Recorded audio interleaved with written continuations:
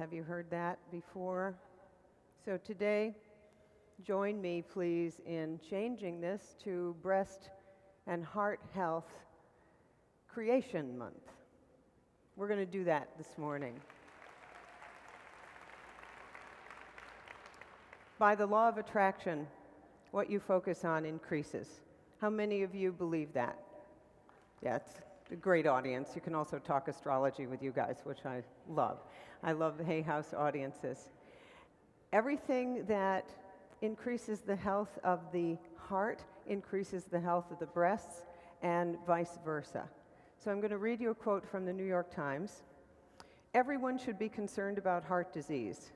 As Kirk Johnson wrote in the New York Times, most people do not sit down with statistical charts and decide on the basis of the evidence what specter of death or calamity should fill them with dread. If they did, they would be pacing the floor at night over cardiovascular disease. Clogged arteries and bad hearts carry off nearly 1 million Americans a year, almost as many as all other diseases and disasters combined. We're going to dedicate this morning to your heart. And we're going to dedicate it to a change of heart for men and women, which will nail in amazing health from this moment forward. What do you think? Is this a good idea? I think so. The title of this talk is Menopause and Beyond: New Wisdom for Women.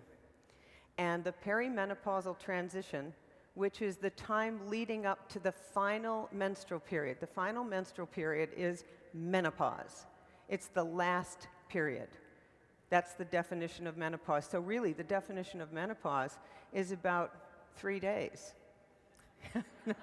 So women say, I'm menopausal, but it seems to be going on here for year after year after year. It's actually the final menstrual period, and it's a retrospective diagnosis, because you won't know that it's the final period until a year has passed by. And during that year, you should use birth control if you don't want to get pregnant, because you can still get pregnant in that year that you're skipping periods. And women actually do. And I could say a lot about the infertility industry that makes 35-year-olds feel like they've got to start taking drugs and start doing things to enhance their fertility, when in fact most of them will get pregnant if they change their diet, get grounded, and stop going through 1 million time zones every year. And that's not what this lecture is about, but let me get it in there. All right. Okay. The perimenopausal transition for men and women is a big birth canal. It is when we are in labor with ourselves. There are 3 time periods in life when the labor pains of birthing self are particularly big. There's actually more than 3, but the biggies are adolescence. You remember the 8th grade, how much fun that was. And then there's midlife or perimenopause. Guys don't have a period to start skipping, but believe me, they go through this same kind of angst. And I've joked that you can tell that a man is in the midlife because of the red convertible.